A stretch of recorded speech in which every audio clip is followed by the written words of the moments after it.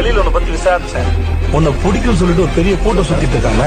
பவானிங்கிறது வெறும் பேர் இல்லை, நான் கஷ்டப்பட்டு உருவாக்க சாம்பார். ஹாய் காய்ஸ், இன்றைக்கி நம்ம ரொம்ப நாள் கழித்து இன்றைக்கி தான் நம்ம வந்துட்டு நம்மளோட புறாஸோட அப்டேட் பார்க்குறோம். இன்றைக்கி வந்துட்டு நம்ம ஊருக்கு வந்திருக்கிறதுனால நம்ம வந்துட்டு இந்த அப்டேட்டை பார்க்குறோம்.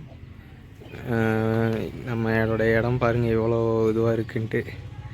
இப்படி தான் இருக்குது நம்மளோட இடம். இப்போது கொஞ்ச நாள் கழித்து தான் நம்ம வந்துட்டு இங்கே வர்ற மாதிரி இருக்குது. அதனால் அப்படியே வச்சுருக்கேன், பார்க்கலாம் எப்போ முடியுதுன்னு தெரில. நம்ம வந்துட்டு இங்கே வந்து பெட்ஸ் ஃபார்ம் ஆரம்பிக்கலாம் அப்படிங்கிற மாதிரி ஒரு ஐடியாவில் இருக்கேன். நான் போன டைம் வரும்போது பார்த்திங்கன்னா அதில் ஒரு மயில்புறா கிராஸ் ஒன்று நிற்கும். ஆனால் மயில்புறா மாதிரியே தான் இருக்கும், அது வந்து கிராஸு.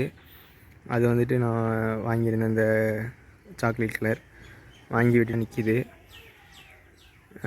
இங்கே வந்து பார்த்திங்கன்னா இத்தனை புறா தான் நிற்கிது. ஏதோ வந்துட்டு கலைக்குதுன்னு நினைக்கிறேன், அதனால் எதுவுமே நிற்க மாட்டுது, எல்லாம் மேலே மேலே போயிடுது.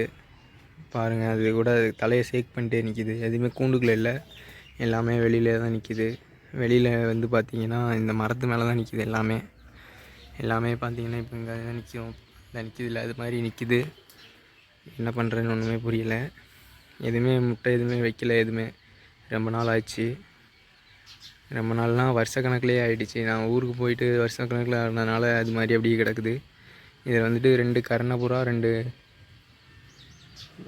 பறவை, ஒரு மயில் கிராஸு, இந்த மாதிரி ஒரு 2-3 நிற்கிது. மொத்தம் 7 புறா கிட்ட நிற்கிது. இது 2 தான் இப்போ கீழே நிற்கிது, ஒன்று ஒன்றா வருது, பார்க்கலாம். நான் வீடியோ பிடிச்சிருந்துச்சின்னா லைக் பண்ணுங்கள், ஷேர் பண்ணுங்கள், கமெண்ட் பண்ணுங்கள். அடுத்து வீடியோஸ் போடலாமா வேணாமாங்கிறத கமெண்ட் பண்ணுங்கள்.